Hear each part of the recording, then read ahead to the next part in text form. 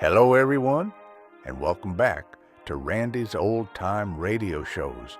Step through the creaking door and into a world of suspense. Today, Randy is airing a classic episode of CBS Radio Mystery Theater, broadcast from 1974 to 1982.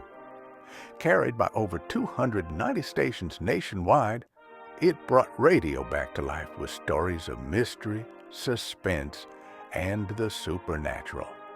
Hosted by E.G. Marshall and Tammy Grimes, it featured legendary voices and unforgettable tales. Now, without further delay, here is tonight's episode, No Man's Land, from July 23rd, 1979. The CBS Radio Mystery Theater presents...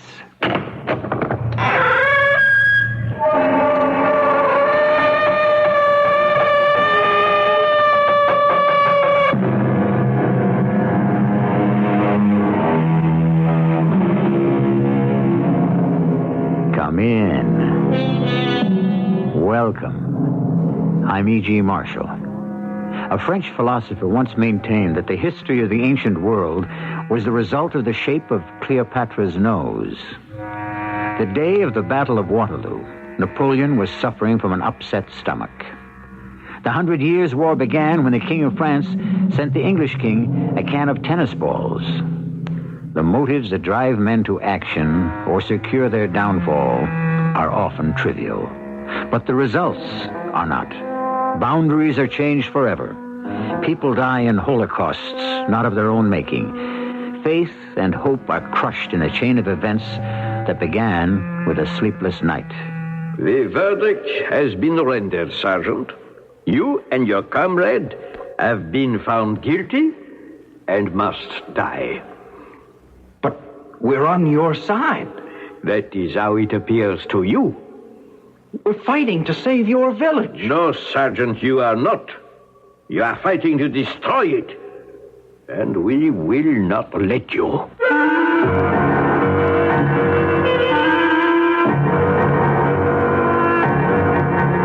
Our mystery drama, No Man's Land, was written especially for the Mystery Theater by Percy Granger and stars Tony Roberts. It is sponsored in part by Contact, the 12-hour cold capsule. I'll be back shortly with Act One. Picture this. It's midnight and it's raining on the homes of the celebrities in Bel Air. Now, there are two things wealth and iron gates can't keep out. One is the weather, and the other is murder. I want one of your special units on this one, Jerry. I want the best. I've already sent for Woody Paris. Woody Paris, a big cop with a big conscience. Right now, that conscience is working overtime. You're not going to be very popular in certain quarters, you know. I think I know who killed Lydia Wellman. And this could be very dangerous knowledge. Going out of your way to antagonize Julius Wellman? Either Wellman killed his wife or her lover did. If you arrest that man, you'll throw away everything you ever worked for. Let's rebook him for the Wellman murder. But that's Woody Paris. He's heading hard above any cop you've ever seen or heard about. How does it all turn out? Watch Paris. James Earl Jones, a great American actor, is Woody Paris, a great American cop. Paris, coming this fall on CBS television. Got the picture? Oh, yeah, you're looking good. With so many people turning to natural foods these days, Pennsylvania Dutchman mushrooms are a natural for all kinds of meals and snacks. Oh, that's right, Betty. You just can't buy a better-tasting, more natural canned mushroom. Read the Pennsylvania Dutchman label and compare. You'll see that unlike many imported and some domestic canned mushrooms that contain citric or ascorbic acid, Pennsylvania Dutchman mushrooms have no additives or preservatives, just mushrooms, salt, and water. No wonder they're so delicious in salads and soups, omelets, meatloaf, spaghetti sauce, and all kinds of main dishes, side dishes, and snacks. If you're a mushroom lover, be sure to try Pennsylvania Dutchman mushrooms. They'll add a touch of natural elegance to your meals. Pick up Pennsylvania Dutchman mushrooms, whole, buttons, or stems and pieces at Centrella, Jewel, Dominic's, Kohl's, A&P, Certified, or Grocerland stores. And for your free Recipes Elegant booklet, write to Myers Canning Company, Post Office Box 276, Temple, Pennsylvania 19560.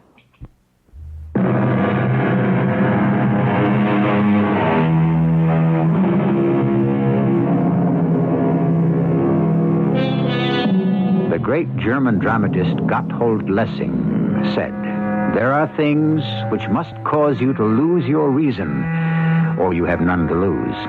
He may have had in mind the horrors of war. We may say that it is loss of reason which starts wars in the first place, but what about the hapless victims? When the whole world seems mad, what prospect have those at the very vortex of the confusion of maintaining their sanity?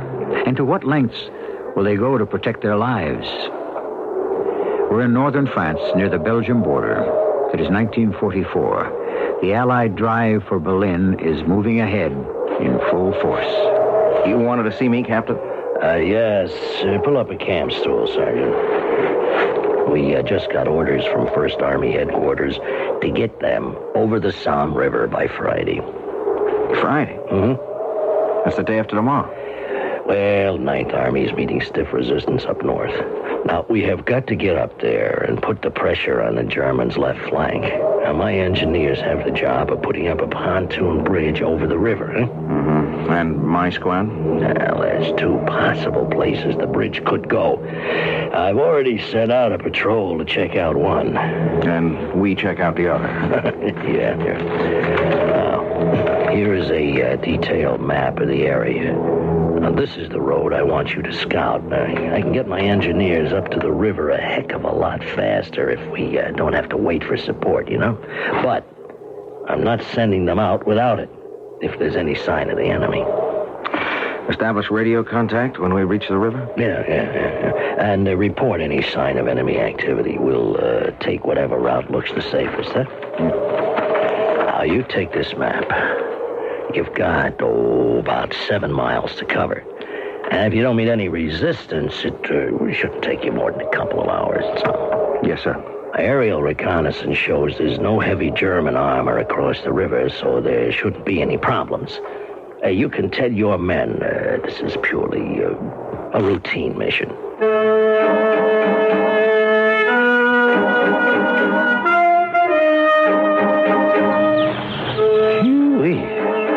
This is one hot day, Sarge. Hey, how much further is Berlin anyway? You could hop a plane and be there in 2 hours. I'd rather leg it and shoot it out with the Jerry's. That's what it's all about, ain't it? Well, I wouldn't say that's the point of it, but it may be unavoidable. Signal the others to hold up. We must be about halfway to the river. We'll rest a few minutes. Hey, you guys, take 5. Cigarette, Sarge? No, thanks. Hey, this river we're headed for, the Somme. Now, didn't that figure in World War I? Yep. The Battle of the Somme was the bloodiest battle in history. It took over 1 million lives. 1 million? Wow. They fought back and forth over this area for more than 2 years. Neither side got anywhere. The whole area was a wasteland. Looked like the surface of the moon. Surface of the moon? Hard to believe, ain't it?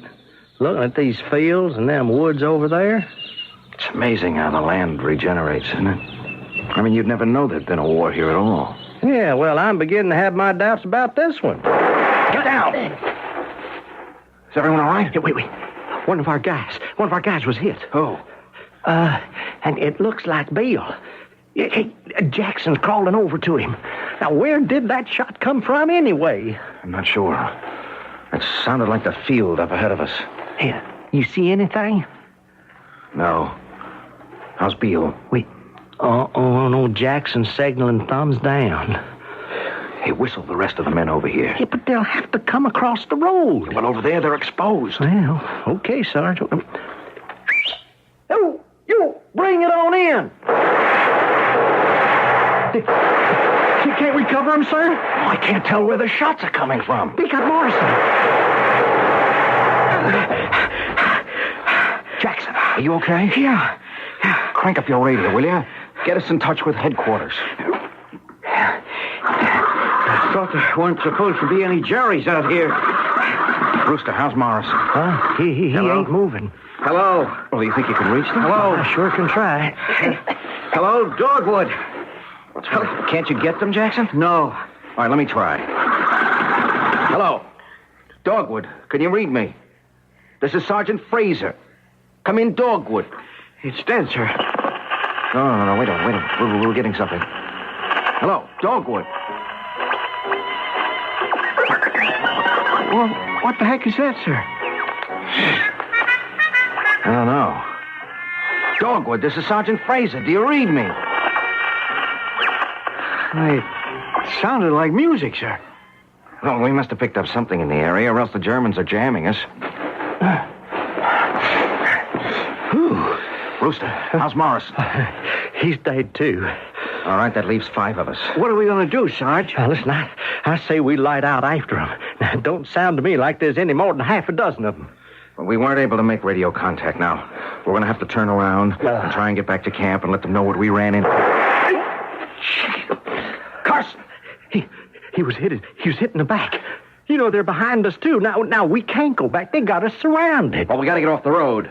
Let's head into that field of tall grass up there. Let's go!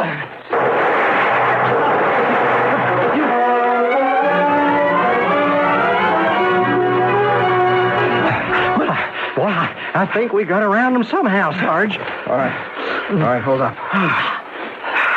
I'm going to have a look at the map. Okay. Try and figure out where we got ourselves to. All right, now look. Okay, we must have come off the road about here. Jackson, try the radio again. Yes, sir. We was headed north by northeast. Oh, good. This is Corporal Jackson. Are you getting my signal? Dogwood, we sure would appreciate some response. Hey, listen, something's coming through. It's that music again, Sarge. What is it? You recognize it? No. I don't get it. We should be able to make contact from here. You want me to keep on trying? No. There's a rise of ground up ahead of us. Maybe we'll have better luck with transmission up there. Well, I don't see any signs of Jerry anywhere. You figure we lost him? Well, they probably just had a patrol out on this side of the river. Still, let's spread out, huh? There's no point in making one big target of ourselves. Jackson, you and Coolidge fan out that way. Rooster, you move up on my left. Well, what do we do if we still can't make contact? Well, we're going to have to try finding our way back, Jackson. Let's go. Sarge! Well! Sarge, you okay? You okay? Jackson! Coolidge! Hey, they ain't putting their heads up. Come on! Oh, my... No. You couldn't tell which was which. It's just you and me, Rooster. Where the heck did that shell come from? The direction of the river. The Germans must have a battery set up on the other side. Well, we gotta warn the captain now. Get down! Come on, Rooster! Hey, it looks like there's a gully around the base of that rise.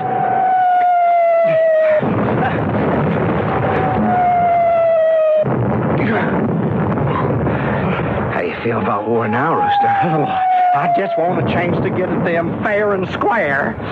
We should be pretty near the river now. If we take a peep over this rise, maybe we can see where the shelling's coming from. Well, you be my guest. Hey, Look at this. You can see him? no, but look down there. There's a village. If we can make it there, it'll be a darn sight better than being out here in the open.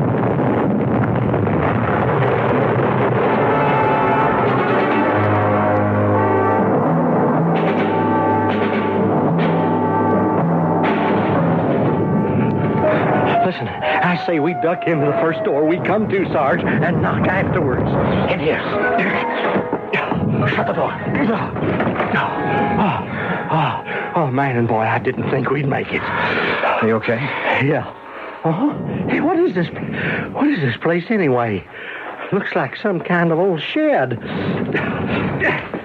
Got a window. I want to know where we are. Looks like a nice little town. What's left of it? Hey, that's funny. What? Well, we're to the river, right? Yeah, well, you can see it right out the window here. It's on the other side of town. Yeah? Well, according to the map here, there's no town on this river at this point. Huh? Yeah? Well, according to the captain, there wasn't supposed to be any German armor in this area either. Routine mission. 5 of our guys are dead. Well, I tell you, something's really gone screwy. Yeah, and it isn't over yet. What? Look out the window. Look what's coming towards us. Huh? What? That's a man walking up the street. Well, will you look at him? He's dressed up all in black, like he was going to church. He's even got a bowler hat on. You see anyone else? Huh? No, just him. He's acting like he's not even aware of the bombs. Shh. He's coming right past us. Where do you suppose he's gone in the middle of this blitzkrieg? He stopped. There's your answer. Well, did he see us? I mean, how does he know we're here? I don't know. Oh, he must be crazy to be out there. What in the world is going on?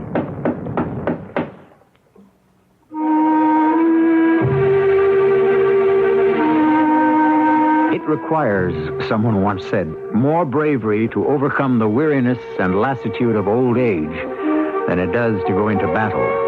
But let us not underrate the courage required of ordinary men called upon to leave their peacetime occupations and take up arms. And when to the certain violence of battle is added the unnerving overture of mystery, well, that is something few men would face if they had the choice. I'll return shortly with Act 2. At the store, they told me there's a powerful anti-itch drug I can buy without a doctor's prescription. Now, I use Bicozine cream as directed. No more burning, embarrassing itching. No more scratching. Bicozine actually speeds healing. Bicozine cream. What a relief. Time to change your laxative. X-Lax pills gently stimulate your system's own natural rhythm, and that makes all the difference. X-Lax pills, for occasional use only as directed. Show your pot, rip it right out. Show your pot, show your master charm.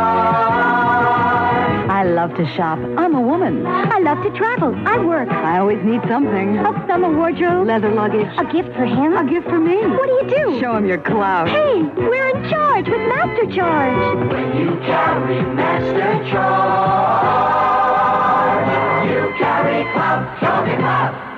It's Northwest Federal Savings Time. We've got more time for you. At Northwest Federal, that means more hours, more convenience, and more gifts for savers. Right now, you can choose from 23 fabulous gifts just for saving at Northwest Federal. You'll find a terrific selection from a West Bend skillet to a Sunbeam clock, from an Oster blender to a Black & Decker sander. There are summer fun items, too, like the colorful Beach Bum lounging quilt or the comfortable Coleman sleeping bag. Come on in to any Northwest Federal, including their new Skokie Savings Center, to choose your gift. One gift per family free or at greatly reduced prices when you deposit $250 or more. But hurry, the offer is good for a limited time only. Come see the selection. It's just one more example of how Northwest Federal does more for you. It's Northwest Federal Savings Time. We've got more time for you.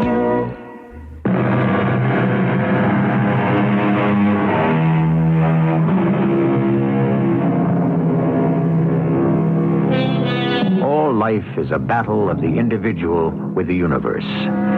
We are defined not by what we do, but how we respond to those forces outside ourselves that seek to control our lives, moment to moment. At the present moment, in our story, Craig and Rooster are faced with a perplexing situation indeed. Up to a point, it's normal enough. Normal for wartime, that is. They are pinned down by enemy fire in a small French village. But who is the mysterious man in black who has walked up the main street of the town, oblivious to the bombardment, and who seems anxious to speak to them? And what will they do? He's knocking. I'm going to let him in. No, Sarge. Now, wait. How do we know he's friendly? Rooster, the guy's in danger, for Pete's sake. Let's let him inside first and then ask questions. He could be a German. All right, then. You cover the door with your rifle. Okay, Sarge. Go, you can let him in now. I am ready. You are American soldiers? Yeah. You French? Oui. Well, you better get in here quick before you get hurt. Merci. But I am not worried about that. Are you from this village? I am. Permit me to introduce myself. I am Émile Baudet, the mayor of Gasson. Gasson, huh? That's the name of this place? This town, Sergeant. Not a place. It is a town. I'm sorry. We just couldn't find it on the map.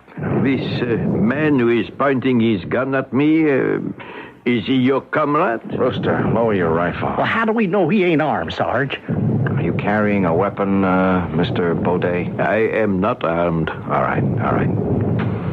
All right, what's going on here? Now, you could have gotten killed out there. How'd you know we was here? We saw you run into our village and into this shed. Who's we? The other villagers and I. Have you been under attack long? Yes, for a very long time. Well, I hate to tell you this, but what you see is what you got. Us two are the only two there are. Pardon? Our main force is still a day and a half away. We won't be able to lift this siege until they get here. I have been sent to get you. By whom? My fellow villagers. Will you please come with me? Where? Out there? Yes. Down to the church in the main square. With all them bombs falling?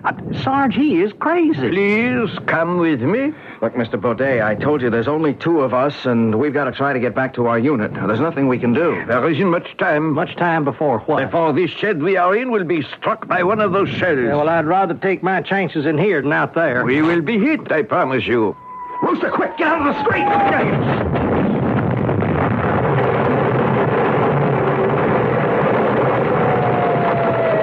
Holy Toledo! We just got out in time. How did that guy know? I don't know, but he saved our lives. Is he okay? Hey, mister! I am unhurt. Please, come with me now. Hey, can't we go any faster? We won't be hit. Oh, I wish I had his confidence. How much further is the church? It is not far.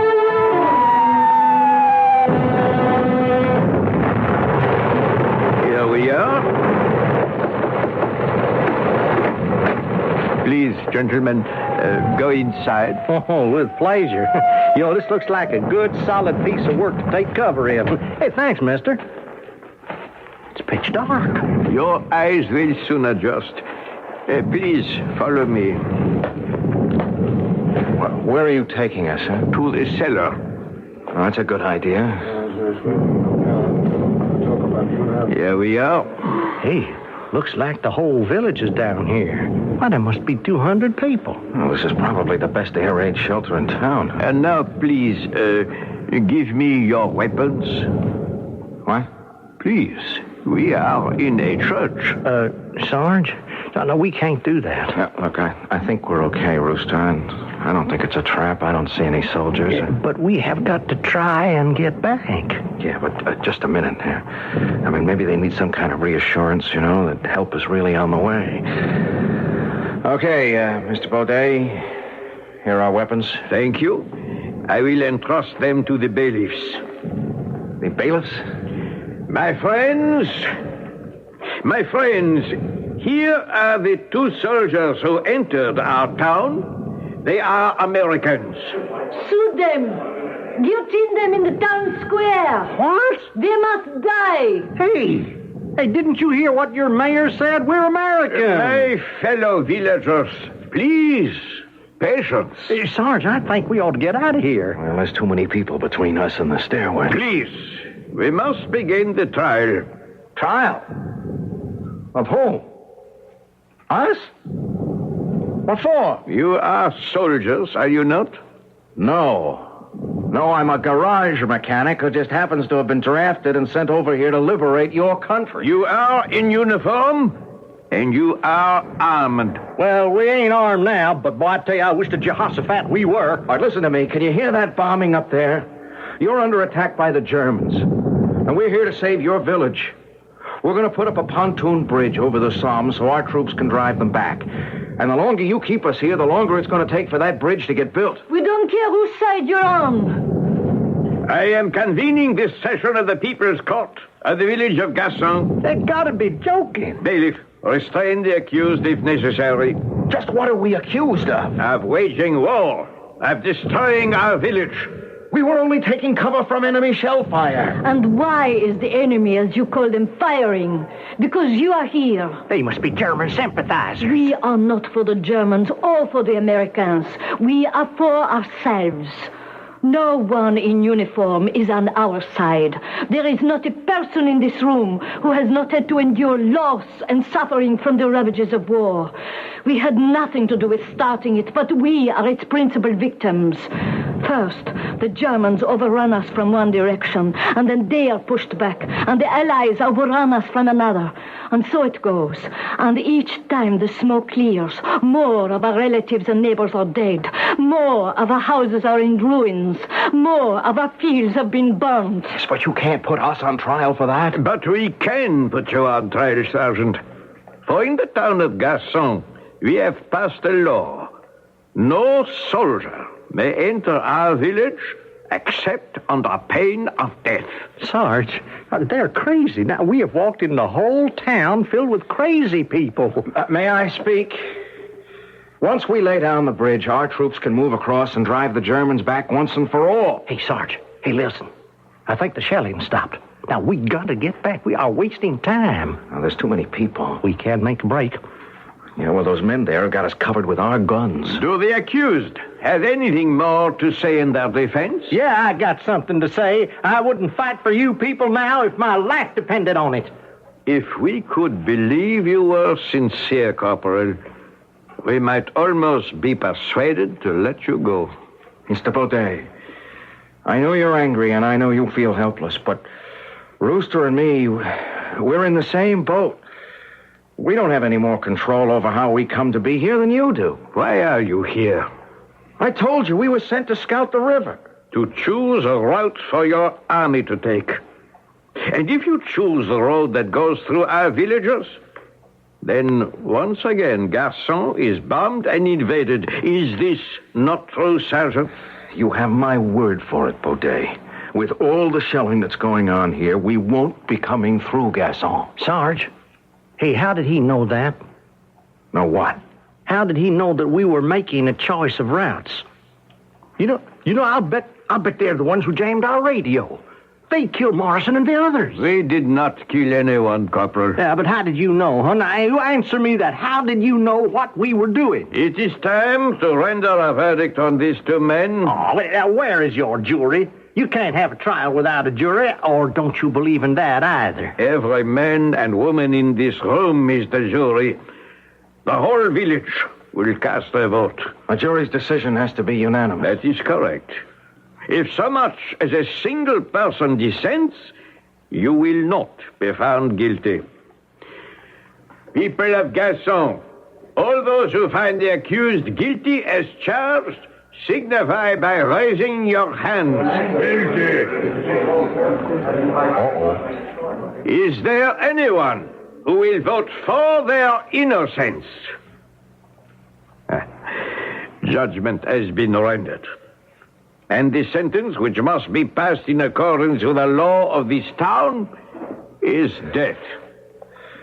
You aren't going to stop this war or save your village by executing us, Baudet. Perhaps not. But sentence has been passed on Gasson, and now it has been passed on you.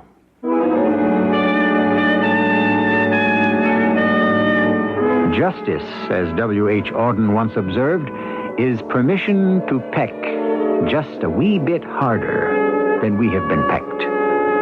It is true that the revenge motive often accompanies justice, but the sentence passed by the town of Gasson on the two luckless American soldiers seems excessively harsh by any standards. Can the two men escape their strange and awesome fate? We will conclude our story when I return with Act 3. I'm Susan Anton, and there is a better way to sleep. The perfect sleeper. It's a good feeling to sleep the night away on a perfect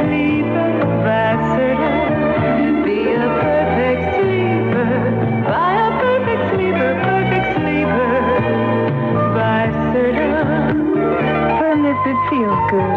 Every perfect sleeper has it, from the Signature One to the fabulous Avanti with Pillow Soft Top. Choose from a full range of comfort and firmness combinations and enjoy firm, deep support for your back and luxurious comfort on top for you. Be a perfect sleeper. Buy a perfect sleeper, perfect sleeper. By Serta. Be a perfect sleeper. Buy a perfect sleeper, perfect sleeper. By Serta. Midas presents the story of Chuck and his search for a bargain muffler. First, Chuck went to a muffler shop. Does that bargain muffler fit my car? I'll make it fit.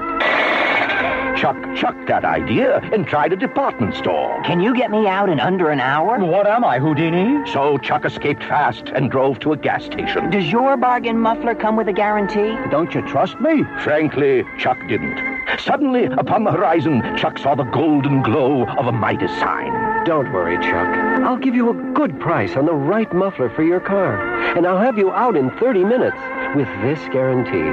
If anything goes wrong, Midas will replace the muffler free as long as you own your car. The moral of the story, don't run amok like Chuck. For a real muffler bargain, it pays to Midas eyes. You're no more than 20 minutes away from any one of the 47 Chicagoland Midas muffler shops. Consult the white pages for the shop nearest you. This is WBBM Chicago.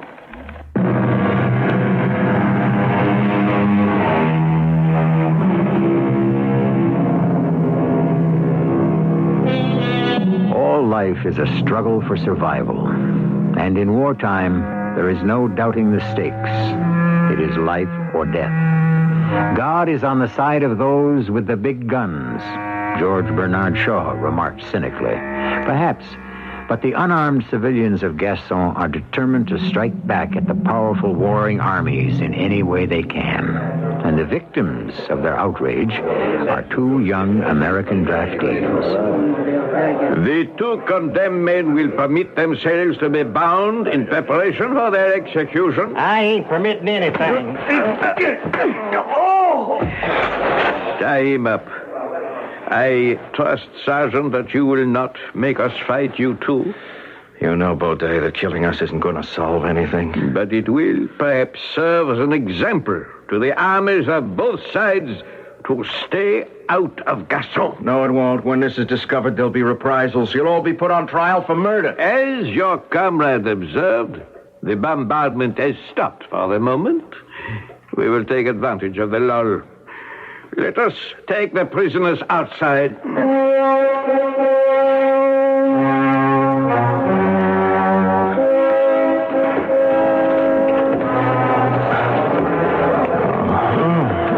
Rooster, are you okay? Oh, boy, my head hurts bad, Sarge. I can't even walk straight. All right, now lean on me. Lean on me. Good, thank you. Here we are. Well, how do you plan to execute us? By a firing squad, using your own weapons. You will stand here in front of this wall. It is one of the few walls that still remains in our village. Who's going to shoot us, Baudet? Who's going to pull the trigger? You? Those old people over there? Those young kids? Who's going to do it? It will be decided by lot. Every villager has been assigned a number. 4 people will be chosen. Mm-hmm. Who's going to do the drawing? I am. Are you sure your number's in that hat along with the rest? It is. And now let us proceed. Number 63. Number 112. Number 14. Monsieur Baudet. Huh? What is going on? Why is everyone here? Aimee. We thought you must surely be dead. Oh, no. But you were not with us in the church. When those bombs started to go off, I hid in my room. I was too frightened to move. What are you doing? He's choosing our executioners. But what for? They are soldiers. Do they have to die? You know the law. Wait a minute. Does this woman live here? I do. Well, then she's got to vote. She's part of the jury. But the vote has already been taken. No, it has to be unanimous. That's what you said. Ma'am, if you say so, they've got to let us go. Oh, dear. Aimee, do not be afraid. Everyone else has also voted for their execution. I'm sorry, Monsieur Baudet. Perhaps if I had been part of the crowd, I too would have raised my hand. But I cannot be the one. But you must. No, I'm sorry. But I vote to let them go. You heard her, Baudet. No, I cannot permit it. The others will not allow But it. if we let them go, if we let them take our message to the outside world, if these two can tell what they have seen here, how our village has been destroyed, and how so many of us have died, and if just one person will listen, would this not be better than if we kill them? Perhaps you are right, Amy. It is not likely that it will matter. I do not hold out such hope. But at least the verdict of the people of Gasson will be heard by the world.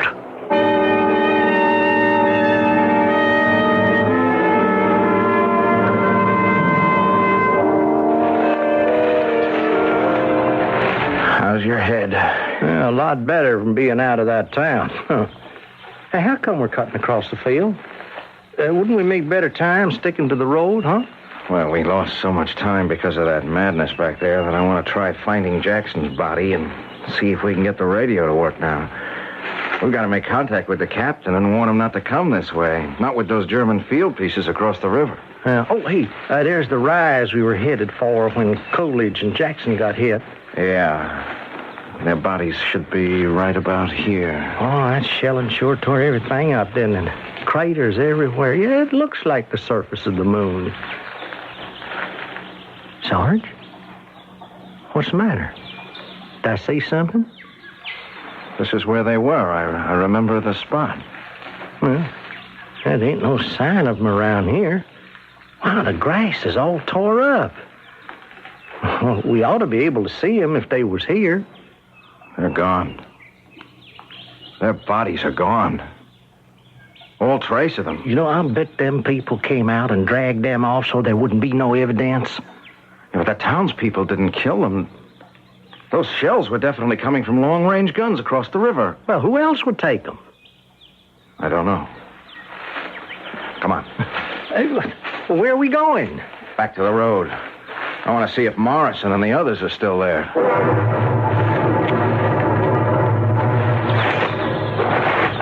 Sarge, there they are. There. Right where they fell. You think those people killed them?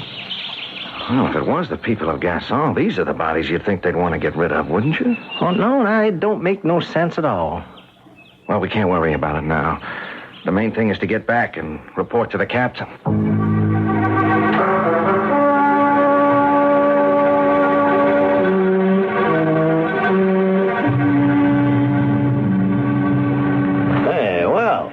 Sergeant. Hello, Captain. What happened? What are you doing back here? Why didn't you radio us? We tried. We couldn't get through. Something was jamming us. Well, where are the rest of your men? Leave them out there? Yes. Except for Corporal Coggins. Craig, what happened? What's the matter? They're all dead. We ran into sniper fire about 4 miles down the road. 3 of the men were killed there. Oh. Well, is it safe to send out an ambulance detail to pick them up? Yes, sir, yes. We didn't meet any resistance coming back. The others? Well, after the ambush, we left the road and cut cross-country towards the river. Jackson and Coolidge were hit by mortar fire. Mortars? Yeah, we ran into heavy fire from the other side of the river. I think we better build our bridge along the other route. We don't have any other choice. We've got to go your way. Why? Well, Sergeant Blevins just called in. He's the man I sent to scout the alternative route. Now, that section of the river is all white water and it's rapids. We could never get a bridge over that. Captain, I don't know what the Germans have over there, but it's a heck of a lot worse than rapids. Strange we didn't hear it. You didn't? Not a thing. Yeah, but it went on for half an hour. There's a village there. It's practically in ruins. The wind was probably blowing the wrong way, carrying the sound in the other direction. Anyway, Sergeant, we've got to take that route, and we've got to move up ahead of schedule. You're not waiting for support? Can't. Support's been delayed. Fuel shortages back down the line. Oh, yeah, but that'll be suicide. I mean, once the Germans spot us, we'll be blown to pieces. Look, I don't understand it. Aerial recon said there wasn't anything over there. Oh, well, they must have figured out what we were going to try and do, and they must have moved their artillery into position last night. Well, maybe. In any case, we got no choice. We've got our orders. We're moving out in 1 hour. What's this village you mentioned? It's called Gasson. It's right on the road. It's right by the Somme. Gasson, no? It's not on our maps. Yeah, I know, but it's there, all right. Corporal Coggins and I were almost killed there. What do you mean? Is the town occupied? No, we were put on trial. Trial? We holed up in an old shed on the outskirts while the shelling was going on, and the mayor of the town comes walking up the street, calm as you please, and escorts us to a church. The whole town was holed up there in the basement. They took our guns and they put us on trial. What for? For being soldiers. But we're not the enemy. As far as they were concerned, both sides are the enemy. They made soldiers illegal. They've decided that was the only way they were going to survive. And any soldier who comes into that town is subject to death. And the road we have to take runs right through there? Yeah. Well, did you tell them what we have to do? That we're just engineers? Didn't make any difference. Well, we gonna have trouble then? I mean, are they gonna start sniping at us? Well, they kept our weapons. Now, wait, Sergeant, are you absolutely positive about this? Yes, sir. Corporal Coggins can confirm it. What are you doing? Calling in an airstrike. Airstrike? On Gasson. But they're civilians. Civilians who tried to kill you and may try to kill my men. But they're women. They're old people, kids. Yes, with your weapons, and heaven only knows what else. No, Sergeant, I am not taking any chances. Well, can't we try and talk to them? There is no time to talk. But Sergeant, dismiss. Now get your gear together and report back to me in 1 hour.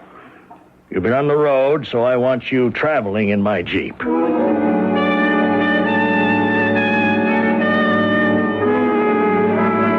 I'm ready to go, sir. Sergeant Fraser, I want to talk to you. Something wrong? Yes, I'd say so. I've got the entire general staff at 1st Army headquarters looking for my head. The general himself was just on the phone to me. Well, what's happened? 6 bombers on their way to help relieve the 9th Army were diverted to attack Gasson. Now, you have heard of the 9th Army, haven't you? Yes, sir. And you are aware of their situation? Yes, sir. They're pinned down by the Germans. Yes, their situation is desperate, Sergeant, and they aren't going to appreciate the fact that their air support was delayed to attack a target that wasn't even there. Wasn't? That's right. There is no village of Gasson. They flew over the area, and there was nothing. Maybe they had the wrong coordinates, huh? They crisscrossed the whole area just to make sure. Zero, Sergeant. Nothing but forests and meadowland. But we saw it. We went through this insane trial. Oh, I think you went through the roof of your mind. Either that or this was your idea of a joke. Gasson doesn't exist. Oh, no, it exists, all right. Or, rather, I should say, it did exist. You mean the Germans had destroyed it by the time our planes arrived? Yes, Sergeant, in a manner of speaking, I suppose you could put it that way. I'm sorry, sir. I mean, the shelling had stopped when we left. I didn't know it was started up again. It hadn't. The town of Gasson was destroyed 25 years ago. It was completely demolished during the First World War.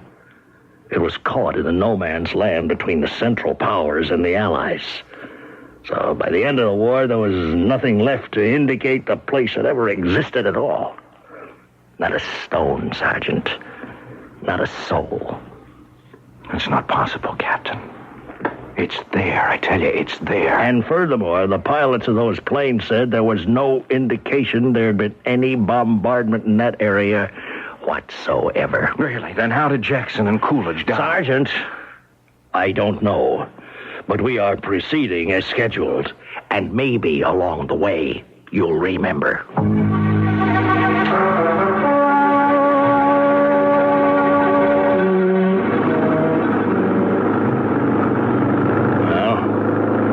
Almost to the river, Sergeant.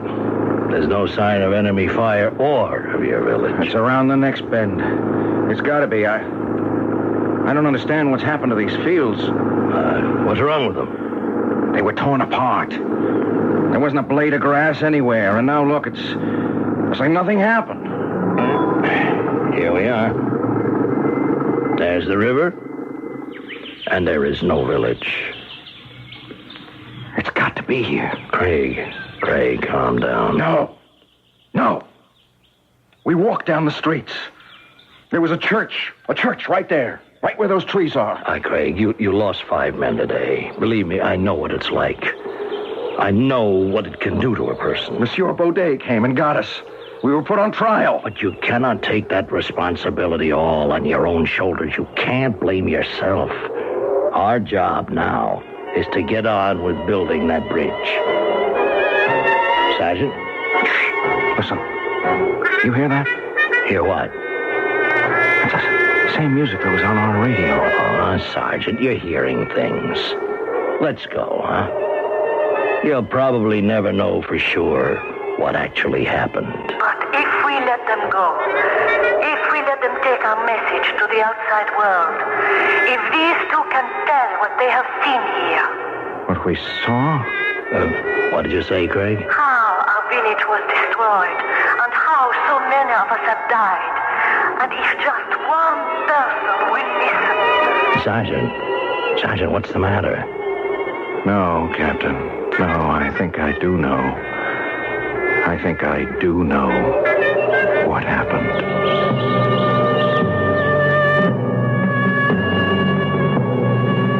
A survivor of Hiroshima who years later was still trying to understand the full meaning of what had happened, said, "It is impossible to invent a language which can comfort the guinea pigs who didn't know the cause of their deaths."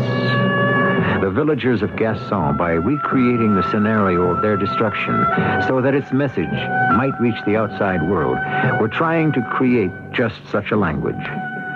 I'll return with the final word in a moment. Picture this. There's been a celebrity murder, and there's going to be a lot of political pressure. So who do they call? Woody Paris. And who does he suspect?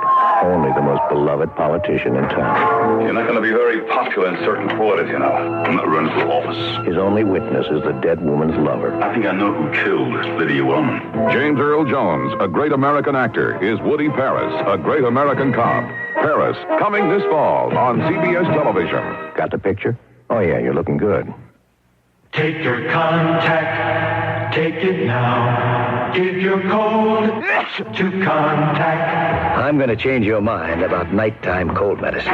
You see, of all major medicines, only one works up to 12 hours against the cloggy virus symptoms that keep you awake. Only Contact. One capsule's relief stays with you all through a long night's sleep, no matter what cold virus attacks. Only Contact. Give your code to Contact. Take only as directed. Golden oldies. Remember when those records were only 39 cents? Here's another hit from those days when money went a long way. Kool-Aid, Kool-Aid, tastes great. Kool-Aid, Kool-Aid, can't wait. Today, Kool-Aid unsweetened is still a great value. With your sugar, it's only about 13 cents a quart. Has vitamin C, too. And these hot days, your kids will love that icy Kool-Aid taste as much as you did. Kool-Aid brand unsweetened soft drink mix. You loved it as a kid. You trust it as a mother. I can't hold it. Swim to the toolbox and get the big wrench. Current's too strong. Can't make it. You'll have to. Last time I'll ask you to change a washer. If you could use some help, our Consumer Information Center catalog lists over 200 federal publications on everything from jogging to nutrition to simple plumbing repairs. For your free copy, just write Consumer Catalog, Pueblo, Colorado, 81009. What was that address? Pueblo, Colorado, 81009.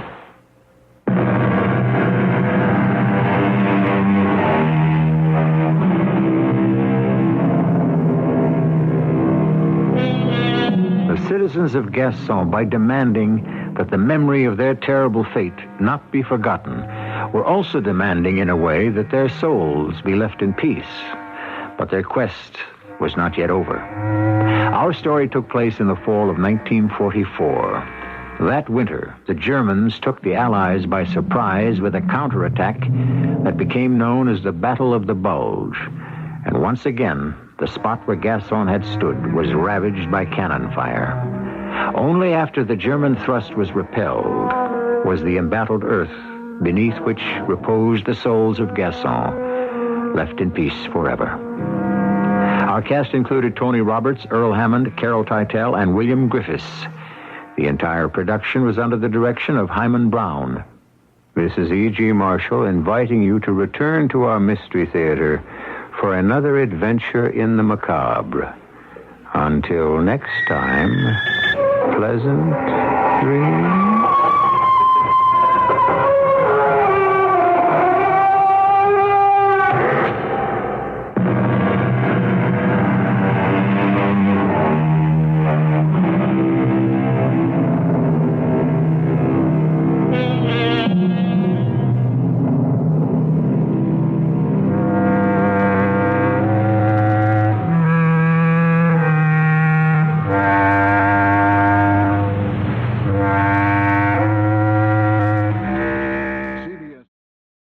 Well, folks, that's all for this episode here on Randy's Old Time Radio Shows. Now, bringing these golden oldies back to life takes no small amount of time and effort from our good friend Randy, cleaning up the audio, converting the files, and making sure each show has the best audio possible. If you've enjoyed the program and you'd like to help keep these classics on the airwaves night after night, why not consider a small donation? Every penny goes straight to supporting Randy's work and helping this channel stay on the air. You'll find the links down in the description below. And for those of you kind souls who've already given, Randy tips his fedora to you. Your support truly keeps this old radio spirit alive. Thanks ever so much. And until next time, keep those dials tuned and keep the memories rolling.